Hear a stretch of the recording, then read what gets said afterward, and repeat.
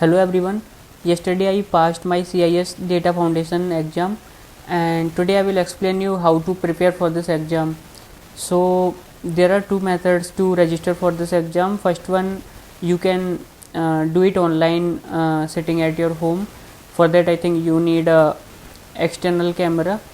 I have no experience about that. I gave my exam by going at the center. For that you need to register your exam and you need to select your nearest test center or wherever you want and date and time, and that day you will go to the test center and they will check your ID cards. Like you should have some government verified identity card which has your signature, like you can show your PAN card or something, and they will take your photo and suggest you to go in front of the screen and attend your test.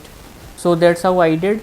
And for let me tell you about the preparation. For like preparation you can do two courses. First one is CMDB fundamentals on demand, and second one you can do is CSTM on demand course.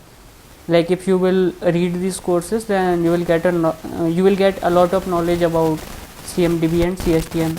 So the type of questions I got in exam was like it was like 75 questions that I need to complete in 90 minutes, and the type of questions I got was like drag and drop questions, multiple selected questions, single option selected questions. So these are the types of questions I got. And let me tell you about like what is the blueprint for the exam, like what you need to prepare. So first you can divide this exam in like 5 parts. First one is configuration, like how to do configuration, CMDB and CSTM. And second one is data ingestion, like how data is inserted into the CMDB, what are the methods available for that. And the third one is governance, like how you will govern the data, CMDB data. This governance part is like most important because it covers 35% of the exam. And fourth one is insights about your CMDB data, CIs.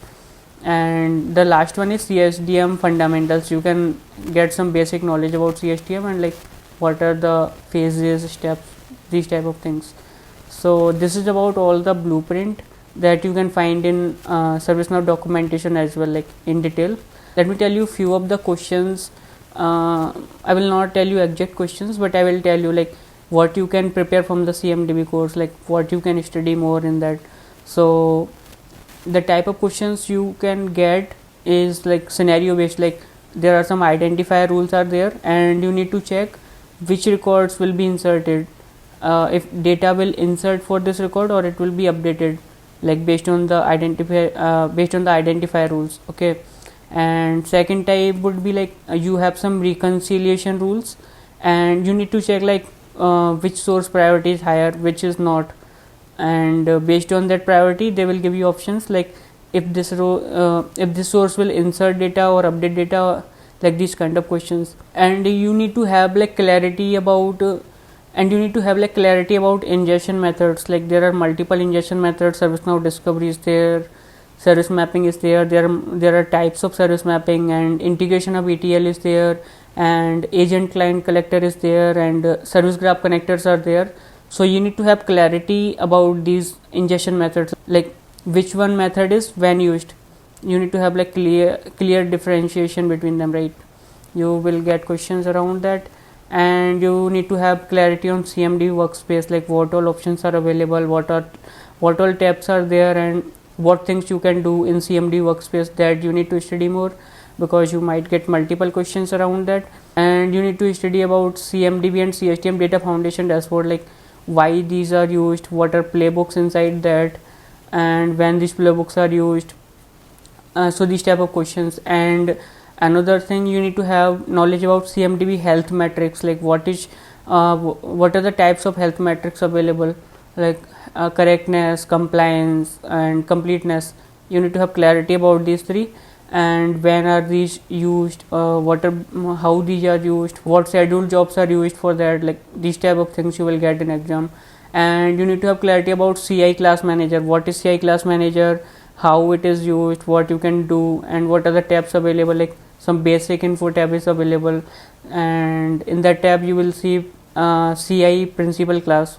and why that class is used. These type of questions you will get, and you will get questions about CMDB 360 and its related things, right? And you will get questions about unified map, why this unified map is used, why unified map is better than old methods, and you will get questions around CMDB query builder. So these type of questions I got in exam, and multiple other questions was also there. So let me tell you how to prepare for that. You can focus on blueprint, like according to the blueprint, CMDB governance part is like mostly important because it covers 35% of your exam. So you can study more about that, right?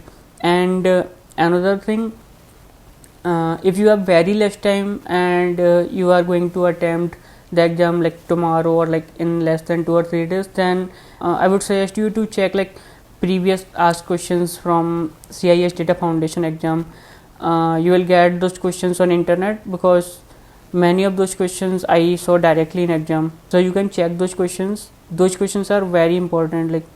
Like if you have very less time and you want to pass the exam, just do those questions, right?